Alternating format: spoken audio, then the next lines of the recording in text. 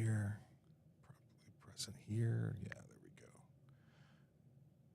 Touch ID for password. Probably important.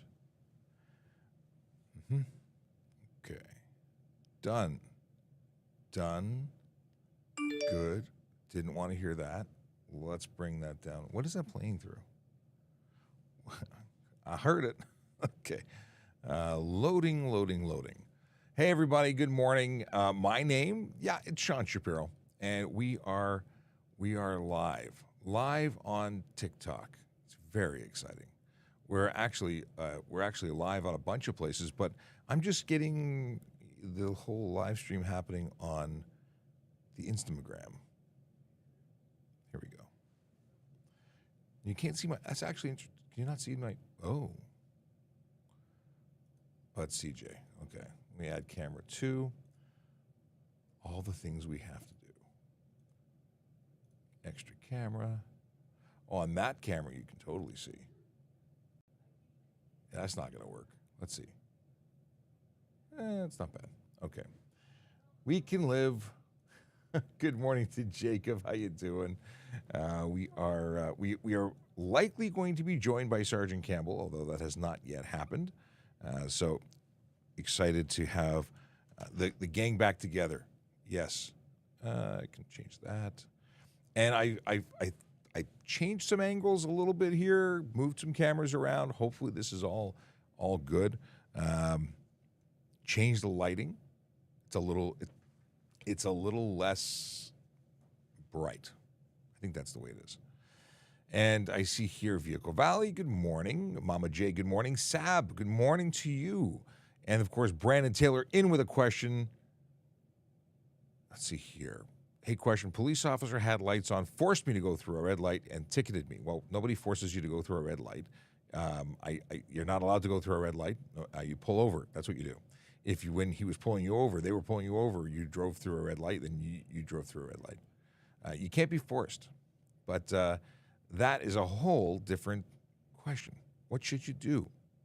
Well, actually, I kind of answered it. You pull over to the right side, you pull over to the nearest curb or edge of roadway, and you stop. There is no other action that's permissible. Let's have a look here. Here we go. Vision Zero enforcement team. Yes, the thing that I got to talk about every time we get on this business. Vision Zero our team is a group of folks who go out and make the road safer every day. They do it through education in the form of a ticket. We call it education through enforcement. A lot of people don't like the way it feels, but that's part of the program. If you like it, you'll want more of it. If you don't like it, you won't. See how that works? The idea is that you have a not so wonderful experience and then you don't do it again. Hopefully, our education outreach that we do right here prevents you from ever getting a ticket because you change your behavior before you get charged, and then everybody's really happy. So Vision Zero enforcement team goes out into different areas of the city every single day of the week, and they go and enhance the work being done by those divisional officers that are there every day, all year round. So where are they today? 52 Division and 43 Division. That's the neighborhoods of Kensington, Chinatown, Bay Street Corridor, Bendale, Woburn, Highland Creek, West Hill, Guildwood. Those are neighborhoods where real people live, work, and play and deserve to be safe. So what happens? If you want to know where the officers are going to be every single day, you can follow us on the website. Well, which website? You can use Twitter, you can use Facebook, you can use Instagram. All of them work. And if you notice, for the folks that I'm looking at on Instagram Live, you don't notice it.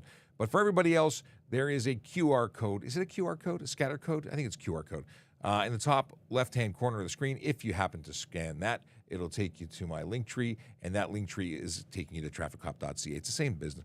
The idea is to take you to a place where all of our social media addresses are available in one simple place, along with some useful links, like checking the address. No, checking the driver's license status of someone you're going to loan your car to.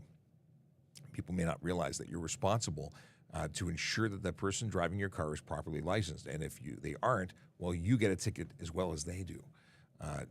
It's a problem. It's a problem because nobody wants a ticket. I can appreciate that. Nobody wants a ticket, and you can prevent that ticket by doing the little bit of homework that you need to do. So that's the answer to that question. CJ's in the background helping us out by putting questions up on the screen for us, which is super important. Where'd my business go here? What's going on here? Come on. Oh, wrong window. I'm like, where's my live? Why can't I see questions? Here it is. I got it back. Lots of good mornings. Lots of people jumping in. Hey, if you would be so kind, double tap that screen, quadruple. Actually, tap it till your finger goes numb if you're on TikTok, because we want more people to see the live. We want everyone to know that the live is going on and bring more people to the party. So bring it on. Help spread the news. Also, please share it. Please share it with everyone you know. Please share it with people you don't know. Just share it.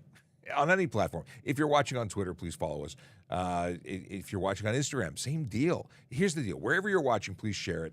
And where could you be watching right now? Many people don't realize we're on multiple platforms. Not only are we, well, actually, I think everyone figured it out with the big graphic at the bottom of the screen, but we're currently on TikTok, our biggest platform, where we have over 600,000 followers.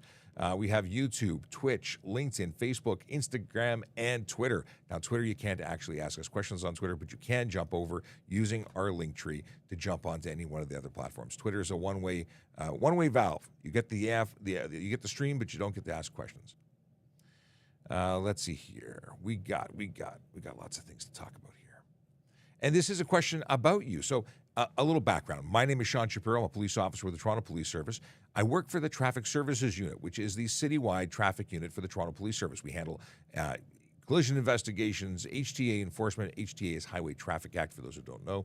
And we do it all. We're at the Swiss Army knife of policing when it comes to stuff and things at our level. So, we don't take over fraud investigations, but we might initiate one. Depends on how things go. We're still police officers, but we focus on traffic. And what's going on here? Jordan says, good morning. If you don't mind, when you ask a question on TikTok, please add the letter Q as the first letter, so I know that's a question as opposed to conversations that are going on in the background with other people, because I won't know if you're talking to me or if you're talking to somebody else. And there's a lot of conversation. We're a big community. We got, like I said, 600,000 followers, and people are jumping in all the time. Nick wants to know if I watched the Super Bowl. I did not watch the Super Bowl. I want to catch up and look at the ads to see if there was anything worthy of the big, like, ads on Super Bowl used to be amazing. They were a reason to watch the Super Bowl. I'm just not a big sport person. What did I do last night? I was watching Last of Us. Is anyone watching that? I walked out of a Costco, and two guys in the parking lot were talking about it. I'm like, what show is this that you're raving about? It sounds amazing. And they told me. And then I happened to run into a couple of other people who were talking about the same show. And everything said it was amazing. So I'm on episode 2, and I'm pretty hooked. I think this is one that I'm going to have to watch. I also caught up on some Yellowstone prequel, 1929, 1923? Whatever it is, it was awesome. That was my weekend. All right. We have Robert, who wants to know, what if you're at a red light and they need by? Aren't you supposed to wait for the green?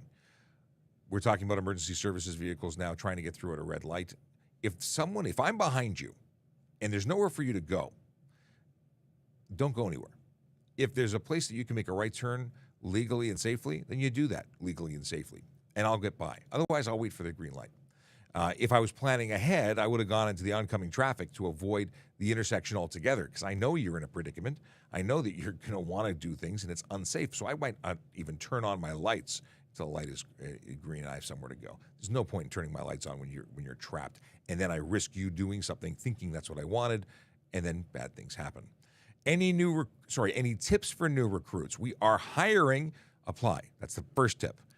New recruits. So if you're just starting out, you haven't even applied yet, the first thing to do is to find out what the requirements are and make sure you can pass them all. If you can pass all the requirements and you're just waiting to get your certificate, get your certificate. OACP is doing testing for most police services, if not all, and once you have that certificate, you're open to apply to all of them. But know the process. Speak to a recruiter. www.tps.ca/careers is the place to go. Do I have a screen caption for that? I probably do. Well, I know I do. Can I find it? I don't know. Let's see. Scrolling. Holy moly, lots of questions. Scrolling. Hey. There we go. Ha-ha. I found it. So, services across Ontario are hiring. Of course, we're the Toronto Police, and we're the best, but I'm biased. sign my paychecks. So check us out and talk to a recruiter. They would be more than happy to help you through the service or the procedure to not only know it, but they want to see you be successful and become a member of the service. We don't aim to fail you. We aim to pass you, but you got to work with us. Okay. And in terms of general tips on becoming a police officer, volunteerism is huge. Be committed to the community that you want to serve. Keep in good shape and practice what you can practice. Invest time into studying so you can ace that entrance exam so you can actually apply. Okay. Can we use someone property to use right turns like gas station? That becomes a situation of, can you go onto someone's property? It's obviously not nice or friendly or appreciated. Nobody wants you to do that, especially not the property owner. Can you do it? Yeah, you can. Could you run into problems as a result of it? Yeah, you can. Not only could you find yourself in a situation where if they have posted signs saying for customers only and you are clearly not, could that be a trespass to property act situation? Yeah, it could be. If you cause a collision doing what you're doing, could you be responsible? You'd absolutely be responsible. And in Toronto, you can't cross a sidewalk without coming to a complete stop. You can't exit onto the road without coming to a stop. So you've got to be safe. If you were to hit someone in the way of doing anything you do, you're obviously responsible for whatever happens.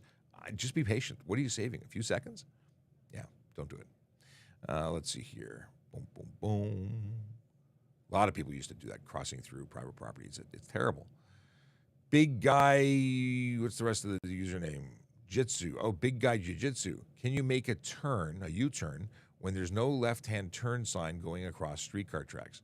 If it's not prohibited, it's not prohibited. So must you be safe, and are you entirely responsible for your actions? Yeah. So if you do that, you cause a collision, it's all on you, big guy. But the deal is you can make a U-turn unless you're in a place that has specific restrictions. A, it's signed. B, it's one of the places that's prohibited. Like there's no visibility. It's a curve or edge of roadway or viaduct, tunnel, bridge. All those places have prohibitions. Prohibitions. When did the OPP get a Corvette? Well, I'm going to burst the bubble. I don't think they got a Corvette. I think they borrowed a Corvette, stickered it up. And I say that because a number of years ago, there was a Tesla OPP vehicle, beautifully done. They don't have a Tesla. They borrowed a Tesla, they stickered it up, they put it on display, and it's awesome. And that Corvette looks awesome. But I strongly suspect it's a loaner and not their new fleet. And if they got one, then I want us to get one too, because it's only fair. If they have one, I want one. I don't think I can fit in one. I drove in. So years ago, Corvette was like the fat guy's sports car. It was that and the DeLorean. So I used to fit in the Corvettes of the 80s and 90s. I don't think that these new ones will accommodate my frame. But that's just me. And I'd love to know if they would, because I do love the Vet. Okay. What do we got here? Boom, boom, boom. All right, I'll go to questions that have been thrown into the on-screen functionality fanciness. Okay. If I have a USA license, can I drive in Canada? And are you going to the auto show? So, two things at once. One, Americans can drive in Ontario. If you're visiting, you can be here. You can drive while visiting in Ontario. And it's different for every province, but America, you can drive. As we can drive in America is too. It's that, we trade these. We can go where you. In fact, anyone with a valid Europe or license from another country can drive here while they're visiting. Now, 3 months is the maximum that you can drive without an IDP, an international driving permit. That might be different for Americans. I think you can drive longer, but you need to double check and make sure everything is copacetic. But 3 months generally, and then you can drive up to a year as a guest or as a visitor, if it's beyond that. Beyond the 3 months, but you have an IDP, or in the case of Americans, I think you can be here for 6 months less a day without a visa. So it gets complicated, and there's other things at play. But if you become a resident, you have 90 days. 90 days? 60 days. 60 days, you can drive here for up to 60 days once you become a resident. 30 days for plating your vehicle in Ontario, but you have to get an Ontario license within 60 days, or at least apply for it. And once you apply for it, your other license is no longer accepted. Okay, and am I going to the auto show? So I am going to the auto show on Friday as a media pass holder. So I'll be there speaking to people and creating content, but I won't be there when the show is generally open. I will try and make an appearance, but in the following week. But I will definitely be there Friday, and I will try and make at least a couple of stops there over the week. And what if you give the cops a wrong name when they ticket you? So here's a funny thing. That's against the law. You need to identify yourself with identification if you're the driver, and or a passenger. If you're a passenger, you have to identify to the satisfaction of the police officer. So if we believe that you're lying, if we believe that that's not who you say you are, we can arrest you and hold you until we can verify your identity. It's not as simple of, well, he said his name was Fred and he looked like a Fred. No, we're going to ask you some questions and use the wonderful tools at our disposal to verify your identity. If we're satisfied and we're wrong, that's on us. If we're not satisfied and you provide false information, you're looking for police charges or criminal code charges. It's not legal. But I'm surprised at how many people think that that's a good idea. Okay, we got stuff and things to talk about. Can any visitor from any country drive without an IDP? IDP up until is required after 90 days. If your card, the driver's license you provide, is in another language, that translation card is going to be required to even resemble a driver's license. So you're going to give us a piece of plastic that's in a language that we don't understand. It's going to be a problem understanding it. So if you're coming from a country that does not have English or a Germanic, font, is it a font? It's like character set, alphabet. That's what I'm looking for.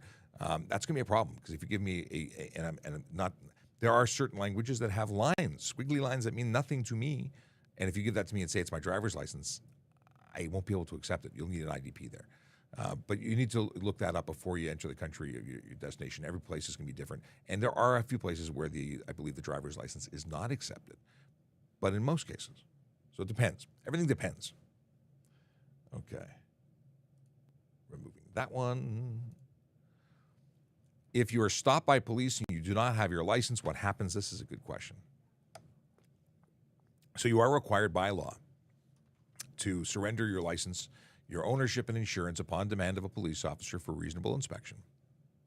And if you don't, you can be ticketed for each and every one of those documents that you don't surrender. Now, it is true. I can go and verify if you have a license. I can go and do the homework to figure out if you have a license. Does that change whether or not you're guilty of not surrendering your license? No. So if you don't surrender a license, there's a charge for that. If you are unlicensed, there's an additional charge for being unlicensed. If you are licensed and you don't have your card with you, I can let you drive home. If you're unlicensed and you don't have a card with you because you're unlicensed, you don't get to drive home. So the investigation will take its natural course. But simply for getting it, I will say this. People get all bent out of shape. I don't have to give you a ticket for that. I may give you a ticket for that, but there is something called discretion. So when people go, I can't believe the officer who can verify that the driver is licensed still gives them a ticket. They're licensed. And you know what? You may not get a ticket, but you're entirely eligible and deserving of one by virtue of the fact that you've broken the law. It's your responsibility as a driver to ensure that you have all documents before you get in the car. How do you do that? Well, you check. I've left the house without my driver's license. You know what happened when I got past the corner and I felt that my wallet wasn't in my pocket? I turned around and went home. Has it happened where I've actually gone places and didn't notice until I tried to pay for something? Absolutely. And had I gotten charged for it, I'd be guilty. People who take this charge to court baffle me because they say, well, I should have 24 hours to surrender it. No. You committed the offense at the time that you committed it. Fixing it by showing up to the police station 24 hours later does not change the fact that you did not have it on you at the time. And people don't want to hear that. Okay.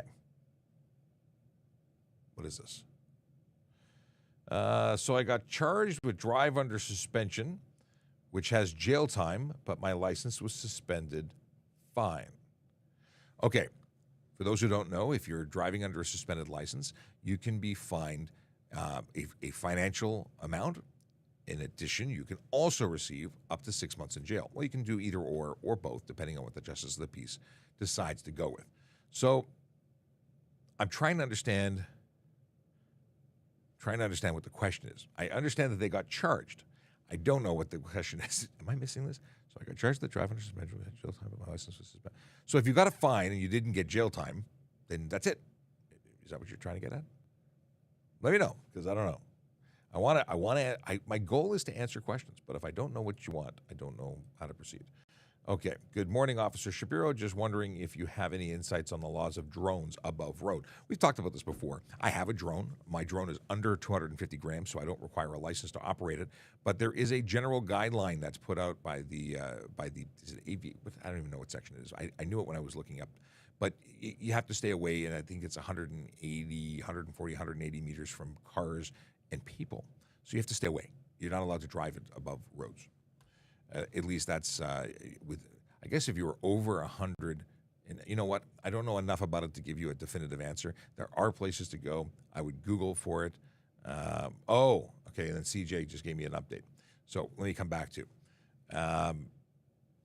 stay away from cars and people. Definitive answers on the government website, to which I can't send you because I can't remember what it is. I have to make a link for that because I've been asked a couple of times. Obviously, if you go up, you're always in some way close to a road on some trajectory. So how close? It says on the website. So the chap who was asking questions about suspension, that I've already deleted the question on, was asking about being suspended for unpaid fines. So if you're suspended for unpaid fines, the big thing is that you don't get your vehicle impounded. That's the only thing for unpaid fines. They won't impound your vehicle. But so now I don't know what. I'm all out of whack here. So CJ gave me the answer as to what the rest of the conversation was, but I actually don't know what the question is still. Maybe this helps. All right. Removing this one. Earring Iris. What is this? Earring, I received a correction to change behavior. It was never filed. Would it show up as a warning? Okay. I don't have enough information to answer that question. So if you received a charge and it was not, there's no conviction, there's no conviction. That's it. If you received a warning, it was a printed warning, and no ticket was ever filed because it was a warning, then you have a warning, and it stays in our system forever as a warning. Nothing else happens. That's it. It's just information for you. Do you have to pay a speeding ticket from out of town? Actually, yes, you do. It depends on how far out of town you are, but the answer still remains yes. If you fail to pay a ticket, the ticket will be registered. If you're from in the province of Ontario, that ticket is going to be levied against your license or your vehicle's license plate, depending if it's parking or speeding or traffic, HTA or bylaw. If you're from out of the province, charges will impact your license back home because you're a Canadian license from another province. We talk. Age of technology, we can send information between police forces, between government agencies. So what would happen, let's say that nobody gets notified and you do nothing about it, well, you can have your license suspended here for non-payment, at which point when you may be valid in your province or your state, but when you come back here again, you'll be suspended. And then when you drive here and you get pulled over, you're driving under suspension. And bad things happen because you get new charges that have higher penalties. It did say speeding ticket, so it would be your license that's affected. All right. Hello, officer. I'm a G2 driver, 1.5 years, good 400s experience. My G test, should I take classes for G test? Aha. So if you've never had an in-car instruction, if you've never taken a course, I think it's a great thing. I think everyone should have professional instruction from a professional instructor, not mom, dad, cousin, brother, and so on. Anyone who teaches you other than an instructor is going to be teaching not from a curriculum, but from their experience, which may include some really bad habits. So the best way to get instruction that's meaningful and safe and meant to have you be a good driver is from someone who's doing it professionally. So I think it's a good thing. Because no matter how lucky or good you are, you can always do better, and pros do it best. At least that's what they say. Can a full-time international student, can they use their country's driver's license over the 90 days? So first of all, nobody can use it over the night. If you are a resident and an international student here visiting is considered a resident, you're here for a purpose and it's extended beyond that of a visitor. So you have to have an Ontario license. So the answer is no, you cannot. But just to delve back into what a foreign license holder can do is if you're visiting, you can use a foreign license for 90 days. And if you have an international driver's permit issued by your home country, then you can use that in conjunction with your driver's license for up to a year. However, if you are not a visitor because you are now a student, you are a resident, and you must apply for an Ontario license. And that was a lot of information. So if that didn't resonate, let me know. We'll talk about it more. Oh, I hate this. Hate's a strong word, but I really do dislike this. Can you do a U-turn on a red light? I've been seeing people doing it. No, they're all running the red light or proceeding before green. They're doing something horribly wrong. You don't go into an intersection on a red signal, period. It is dangerous. It is against the law. No U-turn in the world is worth it or legal when done on a red light. Thank you for coming to my TED Talk. Yeah, I see a lot of that. I don't understand it. I get a lot of questions about it. I don't get it.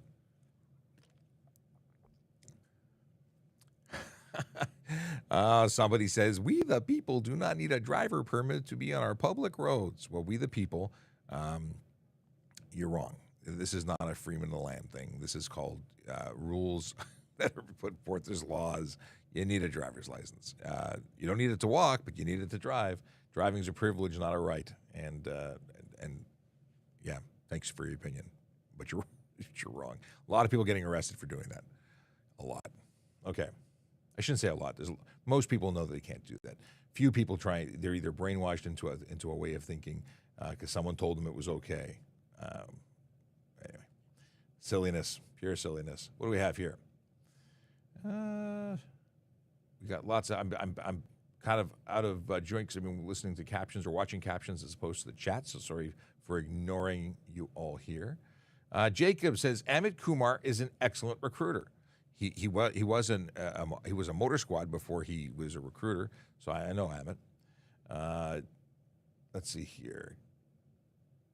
Boom, boom, boom. In Nova Scotia, what is this? Ryan Pinn, who is a driving instructor from Nova Scotia. So if you're in Nova Scotia, you should harass him. No, don't harass him. That sounds like an invitation to break the law. That's not what I was getting at. Just harass him about being from the. No, I can't ask you to harass him at all. Okay, skipping that poor attempt at a joke. In Nova Scotia, there's an assumed stop sign at the end of all parking lots and driveways, so cutting the corner is a moot point. Yeah, absolutely. So this is a dated. This came in at 10:11, so it only took me 16 minutes to read it. Okay, I'm a little bit behind.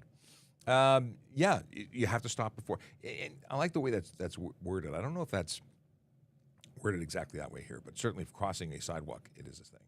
It should be. You should always be responsible for stopping before entering a roadway. OPP starts their slow down move over campaign today. Cool. Chase is sharing that information, and I'll have to look at that. Kayla jumped in with greetings and salutations. Josh wants to know why I've stopped announcing on Volley when you will miss a show. It was upsetting Thursday and Friday when there was no show and no notification. You know what, Josh? I apologize. I was trying to maintain that announcement business, but I was in a conference, and it actually slipped my mind.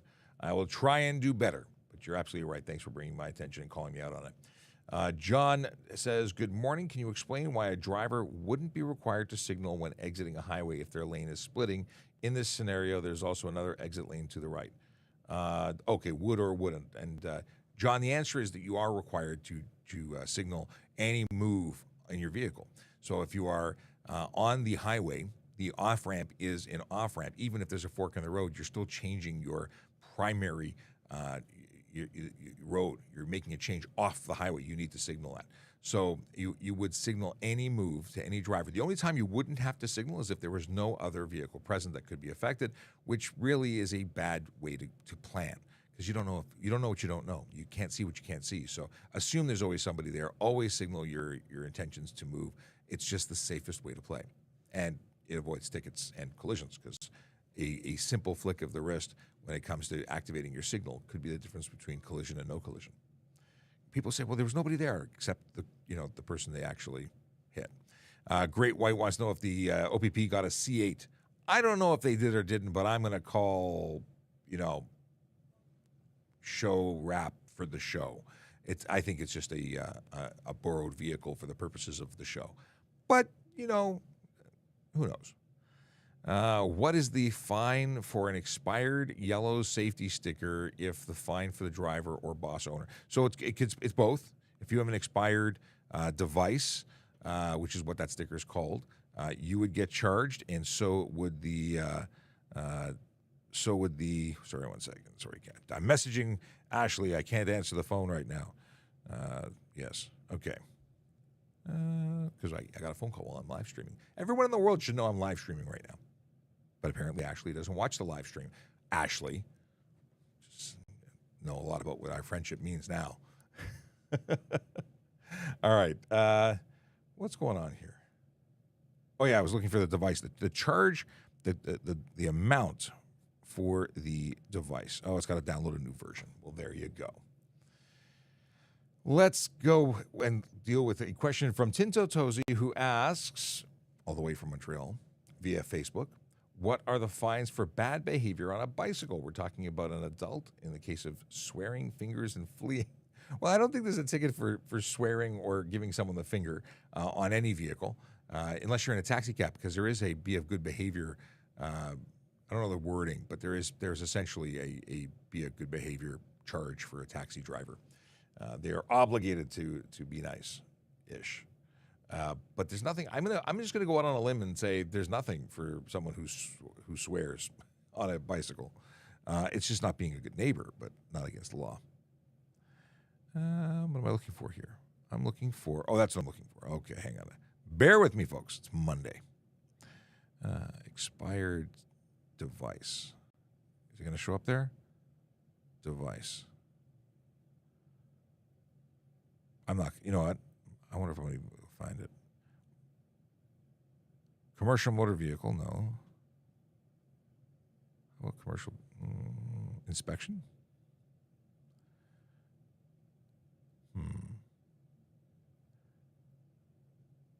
I've never laid it.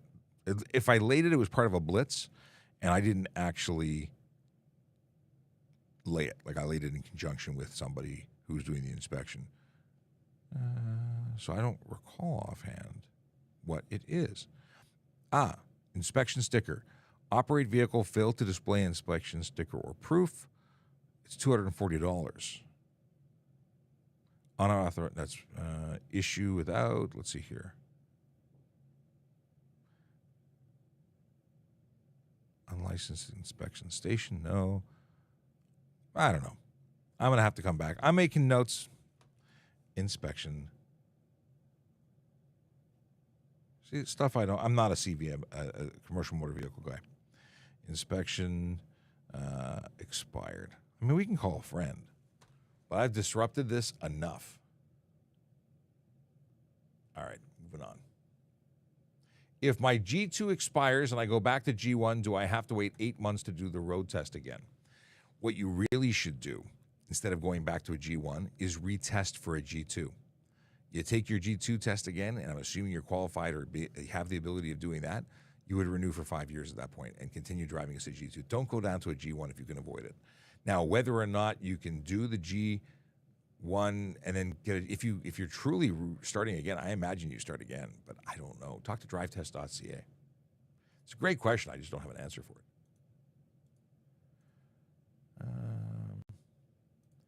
How to report people using phones and texting while driving. Well, don't use your phone to text and drive while watching them text and drive.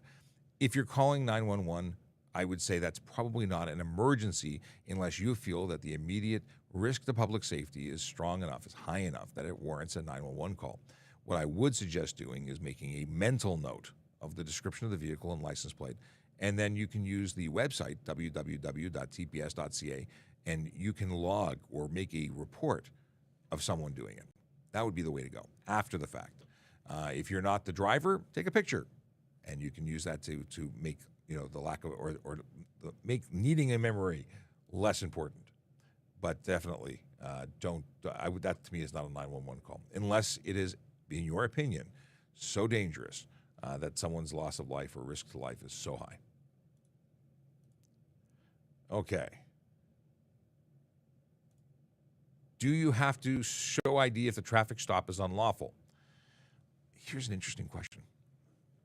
What is a lawful traffic stop? And let's talk about it, because I'm not trying to give you a hard time. A lawful traffic stop, if you're driving a motor vehicle, stopping you for the sole purpose of making sure that you have a license is lawful. Stopping you to ensure that you have that you have valid insurance is lawful. Stopping you at any time to find out if you are sober is lawful. Stopping you to check the safety status of your vehicle is lawful. I have to check to see if your vehicle is safe. These are all lawful reasons to stop any driver at any time. You don't have to be speeding or failing to signal or breaking any other violation. We're just permitted to stop you to make sure that you're a licensed driver who has insurance and is not under the influence of drugs or alcohol. That was a lot of words without taking a breath. So that would make it lawful. And if you refuse to identify, you have a problem, because now you're looking at arrest authorities because we have to be able to identify you. Yeah. Now, this may be different in your jurisdiction. We are in Ontario, Canada, and the rules for the Highway Traffic Act could be different where you're from if you're not from here. Okay. If a UFO appeared in front of your car, would you shoot it? I'd like to believe that we'd be making friends with a foreign, intelligence. This isn't the movies. I think we'd be very fortunate if we didn't get zapped with something. If you just mean a hot air balloon, that's a different story. Can motorcyclists park free around Toronto in paid parking, side of road, wherever? It depends.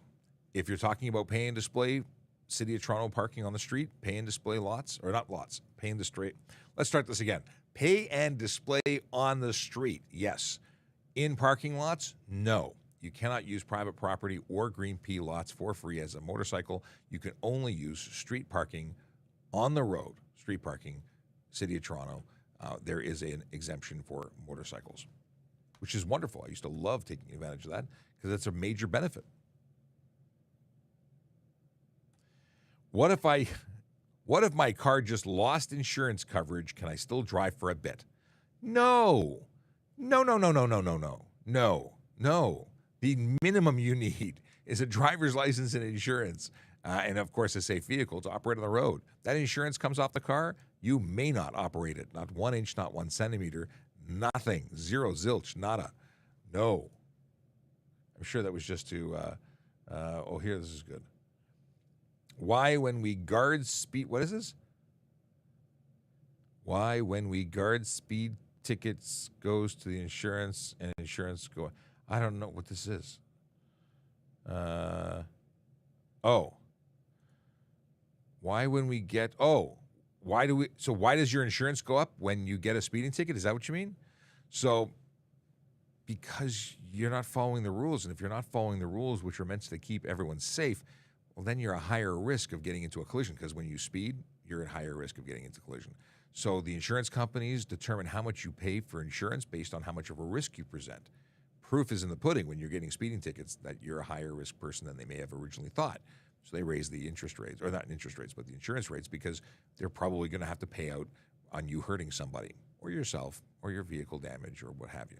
So when you do things that are illegal, that are identified clearly as dangerous and thus making you higher risk, they charge you the appropriate rates to protect themselves. They're a business that doesn't want to pay you any money. Their goal is not to pay money. So if you're clearly someone who is higher risk than someone else, then you pay more than they do. Yes. Hopefully that's what you were talking about. And we already answered the car lost insurance, probably because the car didn't pay for it. After 6 months of having a G2, what are the restrictions? So the deal is that you have two sets of 6-month periods. You have the first 6 months and the second 6 months. So in the first 6 months after you get your G2, you can drive with a 0 BAC, which is blood alcohol content, and you can drive on any road. However, between the hours of midnight and 5 a.m., you're restricted to having no more than one person under the age of 20 in your vehicle that isn't a member of your immediate family. In the second 6-month period, you're allowed to have up to 3 persons under the age of 20 that are not part of your immediate family between the same hours. If they're your immediate family, you could have all of them in the car as long as there were a sufficient number of seatbelts and spaces for them to safely be in the vehicle. That's it. That's the story. Those are the only restrictions. Then after that full 1-year term is done, the restrictions of the number of people under the age of 20 disappears, but you remain someone who has to have 0 BAC while you drive. And a question was, what's the maximum speed you can do on the highway? I think we should clarify that it's legal. You can only go the speed limit, period. There's no permission to exceed the speed limit anywhere at all, period. Okay. I lost that question. There we go. I was just trying to delete it, but I had to find it first. Can UTVs, I don't know what a UTV, like I know what an ATV is. ATVs are permitted in some jurisdictions. It's not a general yes, no. In the city of Toronto, it's not permitted at all. Check with your local municipality before doing anything. If we're talking about like a side-by-side, some jurisdictions allow them. They have to be licensed and insured and operated by a licensed driver. But check with the location or the jurisdiction that you want to be operating these in. They are prohibited in the majority of places. What is this? What's the fine for lane filtering on a motorcycle? It may be seen as careless driving, and that could be an appropriate charge depending on what we're seeing. Lane filtering is generally moving through stop traffic as opposed to lane splitting, which is going through at speed between moving vehicles.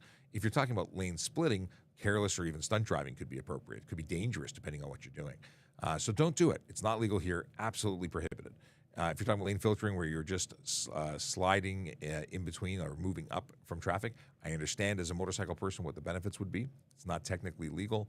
It's not specifically illegal. It is something that you'd be held responsible for if you cause any issues. So doing it at speed is dangerous, careless? Yes, that's appropriate charge. If you're just moving so you're not the last vehicle waiting to get hit by somebody approaching, that's somewhat reasonable and could be done if done safely. So it depends. Yeah.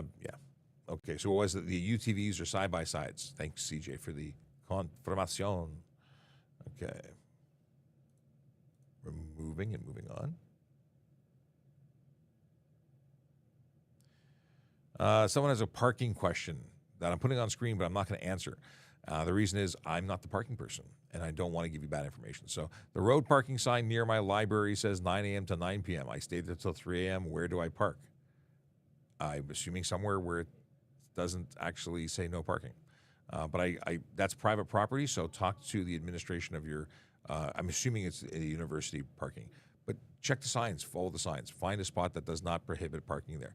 But Erin Urquhart, who's currently on vacation, and when she comes back from getting a tan, we'll keep this up and we can ask that question then.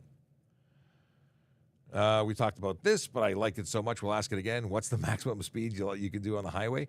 The posted speed limit is the maximum, not a minimum, not a general good idea. It is the maximum. And if you exceed it by even 1 kilometer, or technically a fraction of a kilometer, you cannot go above the speed limit. That's against law. Okay, what is this? 199. Is it okay to cross a double yellow line? Okay is a funny word. It's suggested you don't. And if you choose to, you're going to be responsible for what happens. But is there a charge for crossing a double yellow line? No. The color denotes the travel direction of the vehicles on the other side of the line. So if it's double yellow, it means the people on the other side of that double, they're coming at you. And if it's a double white, it means they're going the same direction as you. But you should probably listen to the good advice of the painted line. Hey, Sarge. Hey, Sean, how are you? Doing okay. Grab a seat. We're talking about stuff and things. Stuff and things. I give you this, and someone said you were a low talker last time. So yeah, there's an encouragement for you to speak more loud. Oh my goodness, I'm a low talker. That was the allegation. And let me. Allegedly. I should probably put you on camera. There you are. There we go. And hey, I can even zoom, make you. I can make you bigger. Yeah. Yes. There we go. Hey, look, twins. So, that a number of people said that. Now you're out of focus. Why are you out of focus? Did I turn off autofocus somehow with this camera? Hold on a second. I'm there. Yeah, but you're blurry. That's Oh no, you're blurry there, but you're not blurry there. Oh, now you're sharp. probably the best way to look at me.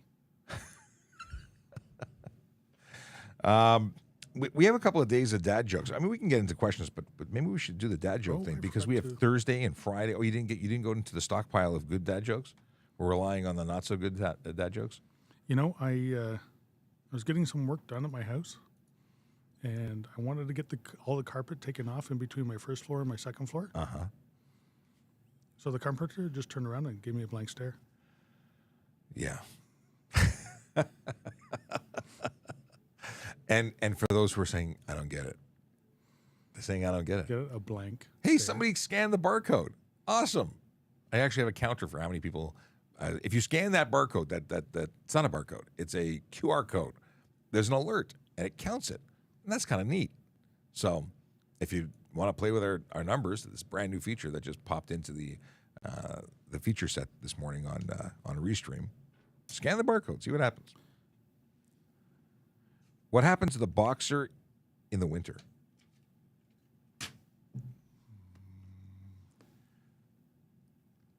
He was out cold. Yeah, I don't know. That's not bad. It's not bad, but it's not good. No, none of these are good. We found a good one. This was pretty good. I accidentally swallowed some food coloring. The doctor says I'm okay, but I feel like I'm dying inside. That's not bad. Actually, that is not bad. That's pretty. Yeah, I can't say that I mind that one. I know a number of people have given you a shout out. Okay, so A needle pulling thread. yes, Russell D says I'm pretty sure that this has been addressed before, but are yellow lines a law or a cautionary marking for passing, i.e., can you pass on a yellow line? We just talked about this like moments before the sergeant arrived. And the answer is it depends on where you are, because in some jurisdictions in other provinces, it's actually against the law. In Ontario, there's no specific law for the line. However, you're responsible for everything that happens when you choose to cross it. Yeah, absolutely. And what is against the law is if you're passing within a certain distance of a grade, crested grade, hill, bridge, viaduct, railway crossing, something like that. So Curve with no view. And that's what most of those markings mean. is that none of those unlawful things are around, so you can do it. But most of the time, a single one line double, one line hashed means that one group has visibility, the other one doesn't. So you're probably approaching one of the areas that you shouldn't be passing. It really is good advice. Whether or not you can get the ticket for passing or crossing the line is one thing, but it's probably really good advice. And Sean, they're talking specifically about the yellow line. Yes. And what's the difference between a yellow line and a white line? The yellow line says that the traffic traveling on the other side of it is coming at you. And white line means the same direction. And oddly enough, I didn't know that. And it was only because I said it on the radio and then went, I think I got that wrong, and looked it up. And sure enough, I did. Because I grew up, I somehow attributed the yellow to being caution and the white being law. Like I just had a whole story from childhood that was wrong. Yep. And I had to look it up. And so did I. But I like it. I like it. Hey, favorite question of the day. Are radar detectors illegal in Ontario? Yes, they are. That's a big 10-4. Yeah, it's other provinces allow them. Some provinces, I have to specify that it's not all of them. And I don't know why anybody does, because their only purpose is to make the roads unsafe, in my opinion. That's my opinion. You are allowing people some intel to say it's safe from getting tickets. At least that's what it's suggesting. So people change their behavior momentarily to avoid getting caught, and then just start the bad behavior again. Well, but we do that in Ontario. And yeah, I just said do. Do. But we give people advance warning for photo radar, and we let them know where to change their behavior so they don't get a ticket and then go back to their bad behavior right afterwards. I don't agree with it. And I think it does happen. I don't agree with it either. I think everyone should get tickets for what they did, what they done. Yes. Dad joke. Global warming is terrible for people who live in igloos. They have no privacy. Yeah, it's also terrible for Us snowmobilers do. Yes, and they're actually really dangerous. We had 3 people fall through the ice because the ice was not sufficient for skating. A lot of risk. So if you are planning on doing anything that involves ice, don't do it. Yeah, not right now. It's the weather is changing. It's supposed to get really warm this week. It's supposed to rain. No, you know what? I've only been out on the ice once, and it was a lake that I knew had been staked, had been properly checked. But nope. We just have a lot of fluctuation with temperature. It's not it doesn't make for a good time. It is an extremely dangerous proposition. Why couldn't the ponies sing karaoke? She was a little hoarse. That's not bad. All right, let's go to some captioned questions. Is it illegal to warn oncoming traffic of an impending radar trap? How would you warn them? I imagine that they would be honking their horn excessively and flashing their lights, or one of the two. Both illegal. It's not the fact that you're warning, but you're improperly using your headlights to blind the driver, even though it's for potentially some benefit that they would appreciate. And, of course, honking is unnecessary noise. So, yeah, you could be charged for either or both of those if you were using those means of notifying. I don't think it actually reaches the level of an obstruct. So criminal code obstructing police and their lawful execution of their duties. I don't know if that would be considered. I don't know if there's any case law that says that, but that's another way you could look at it. You're stopping the police from doing what they're lawfully allowed to do in their job. Here's the scenario. You prevent the person from getting a ticket, and instead of being pulled over, they get past where the police officers were, accelerate, and kill someone. Did you kill that person? You had a hand in their death. It's not something that I wanted to be party to. Whether or not you feel guilt or not, it's a horrible situation. And additionally to that, if you're driving properly and you went past that radar trap and did not get stopped, you must have been driving properly. Why would you want everybody else to be driving improperly when you're driving properly? Yeah, contributing to making the roads unsafe for somebody, including yourself. And your family and friends and people you care about. You might let that person go and they may hurt somebody else that you actually care about. It's not just that people seem to think that speeding is no big deal. It's a big deal. It is. We see it. What is the rules about electric scooters? If we're talking about e-bikes, there's one set of rules. And if we're talking about e-kick scooters, there's another set of rules. E-bikes, very quickly, are bicycles that have electric power and are capable of going no faster than 32 kilometers an hour on a flat surface. Their motors are no bigger than 500 watts. There's some issues. They're allowing cargo bikes. So the 120 kilos, it may be out the window if they fall into that category. But basically, 32K, flat surface, no motors more than 500 watts. If they meet that, they're considered, rather than motor vehicles, they fall into the benefits of being bicycles. No, that's not true, Sean. Well, they're still motor vehicles, but they're motor vehicles with an exemption for certain things. Okay. They are, by definition, a motor vehicle. It never changes, but they get through magic of legislation. They get the benefits of bicycle operation. They get classified for reports and things like that. They're bicycles And licensing and insuring and stuff like that. If you modify it to go faster, it's a motor vehicle again. It no longer has the benefit of the bicycle exemption. So it's treated for all intents and purposes as what it was designed as, a motor vehicle. Now, that causes some issues because there's a fine for not having insurance on a motor vehicle, $5,000 to $25,000 on your first conviction. It goes up. Then you have the no license situation, the unsafe vehicle, and there's a lot of charges. So that's one. Now, the other side of the house is the wonderful world of electric kick scooters. Now, there is a provincial pilot, but that pilot requires the individual municipalities to opt in. Toronto is not one of those, so anyone operating an e-kick scooter, of which there are many, in the city of Toronto is violating the Highway Traffic Act and could be charged for having not only a prohibited vehicle, but all of the other stuff. We've had a number of people who have become involved in collisions, whether it be on single, what are they called, unicycles or things of that nature that have become involved in collisions and have been charged for not only the no insurance, no license, unsafe vehicle, everything, every charge possible. So people say, well, it's this great way to transport themselves without having to pay all these wonderful fees associated with driving a motor vehicle. However, they're forgetting the fact that there's rules. That you can't go more than 24 kilometers an hour, and you can't be on sidewalks, you can't be in parks. Like, there's a ton of rules, and you can't be anywhere in the city of Toronto legally. Yeah. So that's hopefully that answers your question, and then some. What is this? Oh, okay, here. So if radar detectors are illegal, why can we use Waze to report police ahead? Because it's not the same. They're different. No, because legislation hasn't caught up with that technology as of yet. True. And it may in the future, but you know what? Waze also has a benefit as well.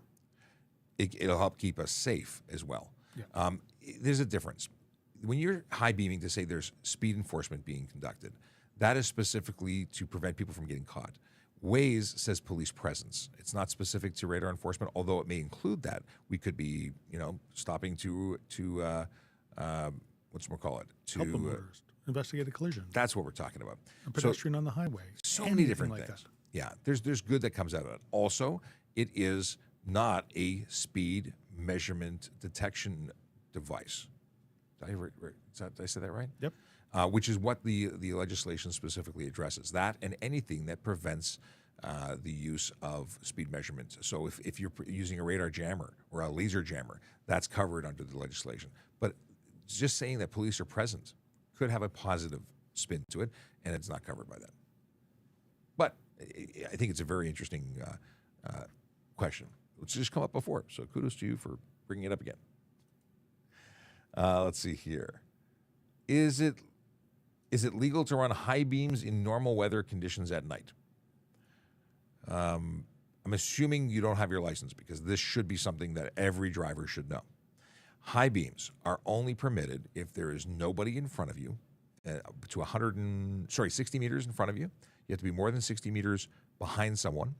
You have to be more than 150 meters. I believe it's 150. Oncoming. And if you're within those, it's improper or fail to use lower beam, and it's a charge under the HTA. You can use high beams as long as you're not blinding people, and those are the measurements for blinding. And I'm going to let you know that sometimes it is better to use your low beams when you're traveling, even if other vehicles aren't around you, because of the atmospheric conditions. I left this morning. There was dense fog this morning. There was no way if I put on my high beams I'd be able to see anything. So I slowed down. I didn't outdrive my headlights, but I kept my low beams on and my driving lights on, and I was able to make it here safely. I like that you said you didn't outdrive your high beams, or your beams, I should say, because one of the biggest problems we have are people who drive beyond which you can comprehend what's happening in front of you. Like, if you only can see 5 feet in front of you, you need to be traveling very slowly to be safe. Very slowly. 5 feet's not a lot of space, by the way. If you can see 20 feet, maybe you can go faster than you would if you could only see 5. But you have to adjust your speed based on what you can see. You can't outdrive your lights, or in this case, the visible space. I absolutely agree. Low beams, and that's why fog lights are so important. If you have them, to use them, but you don't use your high beams. Yeah, your fog lights are different from your driving lights. They're a different color. They're the amber color, and it actually is able to see through a little bit better the droplets of water that are floating in the air. Mine are actually white fog lights, but they're low, and they illuminate a different area. Could be driving lights. What is the view? Sorry, what is your view on adult bicyclists? I can't speak today. What is your view on adult bicyclists driving on the sidewalk? Well, in Toronto, it's against the law. You can't be over the age of 13 and be on the sidewalk. You're not even considered an adult at that point, but you still can't be on the sidewalk. But it mainly depends on the jurisdiction you're in, I believe. My opinion on it, they should not be on there. They should be on the roadway, on the edge of the roadway, and driving properly. And vehicles should be moving over and giving them the minimum 1 meter space. Absolutely. To travel safely. You're putting more people at risk by riding on the sidewalk, including yourself and pedestrians and everything else that might be out there on the sidewalk that are not expecting you to go zipping by. So, you know what? My personal opinion, no, they should definitely not be there. And the sidewalk is generally there for pedestrians. And for the people who are driving on the sidewalk with their bicycles, they're making it unsafe for them. I've been told by many others that the injuries caused by cyclists striking a pedestrian are quite gruesome, which many people wouldn't assume. And actually this weekend, Sean, I was out with my daughter, and I saw a gentleman walking down, well, in a live lane of traffic. And he was walking down the road, facing the oncoming traffic because the shoulder was kind of mucky. But just beyond that shoulder was a sidewalk on both sides of the road. But instead, he chose to walk on the road, putting himself at great risk. The sidewalks are there for exactly that reason. I know a For lot pedestrians. of runners choose to run on the road because they say that the concrete's bad for their knees and they run on the road. But it's so dangerous. That's just me. Is there a website where I can find legal vehicle modifications? I don't know if there's a website that specifically lists what you can and cannot do, because most laws are written differently in legalese, and people get a modification and find out later that it happened to break one of the many other rules. Like, you sort of have to know all the rules to be able to dictate some of the rules. It's complicated. I would imagine somewhere online there would be the There's provincial vehicle adequacy standards. the one that I keep referencing is the Light Truck and Passenger Vehicle Inspection Guide, and that's what mechanics are utilizing as the Bible for passing you for safety. And that would probably give you everything, but you might have to read it backwards. I remember when we were looking for that, what was it called? There was the trailer. When is a trailer not a trailer? Well, Right. so you had to find that by what it doesn't say versus what it does say. Like, you had to do really reverse engineering to understand the answer to that. Yeah, exactly. So that's probably the best place to go. Make sure you get the newer copy of it because the standards changed in the last 3 years, I believe. Totally. And that's why vehicle safety inspections are now probably double the price they were before. There's more to do. There's more to look at. There's more to check. There's more standards to reach, The standard is no longer standard. It's now improved, which is the new standard. which is standard. Is it legal to have your plate in the windshield if the car doesn't have a license plate mount? That would be a hard no. Hard no. Not only is it dangerous, but it's illegal. Well, I would go as far as saying that's pretty dumb. You're putting a sharp piece of metal in your windshield that is not held down, and you got some airbags up there as well. Ooh. And if that comes flying out and that's loose in your car, guess what? It's Ontario Shuriken. Yeah, it would hurt. The fact is, there are a ton of ways to mount a plate to the front of your vehicle.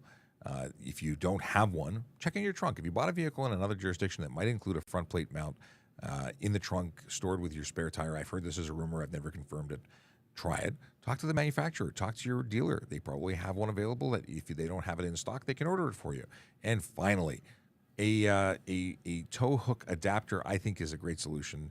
It still looks cool. It still does what's required. You don't have to have your plate in the center of your front bumper, but it must be in the front of your vehicle, and it has to be plainly visible.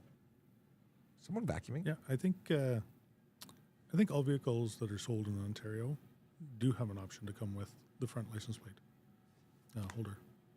Someone's like polishing the floors, or if you can hear that, that's what I think is happening. Or there's an alien invasion, one or the other. Okay. You know, I can go. We'll survive. What do we it bringing have? enough? We actually overtime. We're actually overtime. Oh, look at us. We just have so much fun. We run out of what's going on here. We got chat stuff. Ryan Pin says we should bring back the foot-controlled high beam switch. My first cars had that. Yeah, the only problem with those is they're made of metal, and it was down on your feet, so the snow and salt and water got into them, They rusted. and they got kind of crusty. I remember having So we can get those. rubberized booties on them. I said booties. Let's see here. Ryan Pinn, you must be, aged like me. We're all aged. Let's see here. It's 11. Stay safe and don't have a good day. Have a great day. That's a message from Akila Draconis, who's basically telling us that he's giving us the hook.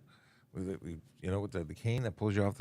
We have Monday's dad joke that I have yet to read.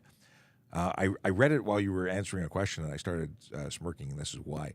Do birds know where they are going when they fly south for the winter, or do they just wing it? It's pretty good. I like that one. Thanks, Chase. It's always a great show when the sergeant's on. Hey, I like Chase.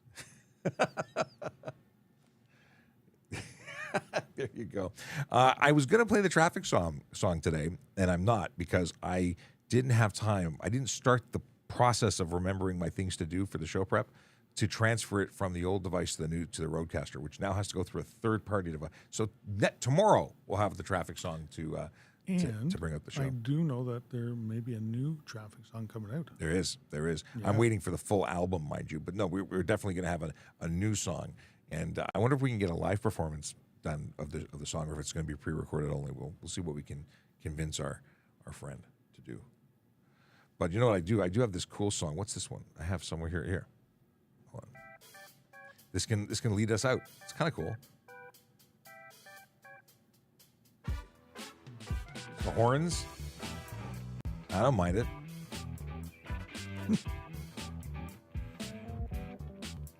Although I think it could be a little lower. All right, everybody. Stay safe. Drive sober. Have a wonderful, wonderful day. And Lisa Jane says, I missed the traffic song. I'm glad it's coming back. Leo wife is laughing, I assume. By the way, that's my wife. And it's almost a mere hours away, the whole Valentine's Day, where I get to do, lovey things, like in terms of like flowers and stuff. I know I'm going to get evil looks for saying this, but I hate Valentine's Day. You hate something? I do. I do.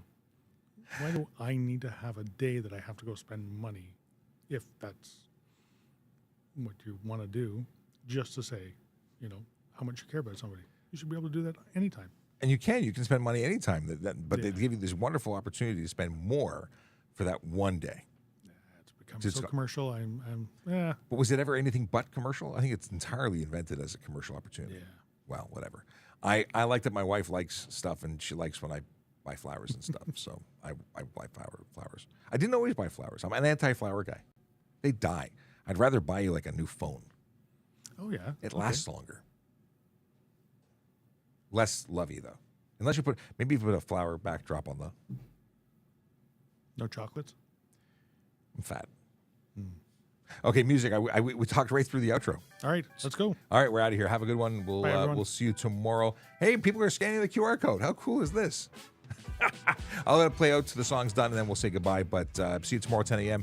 And until then, be safe, drive sober, park legally. I'm taking on the mission of the parking share for our friend Aaron, who's currently probably swimming in a swimming pool or on the beach or something like that. All right, have a good one.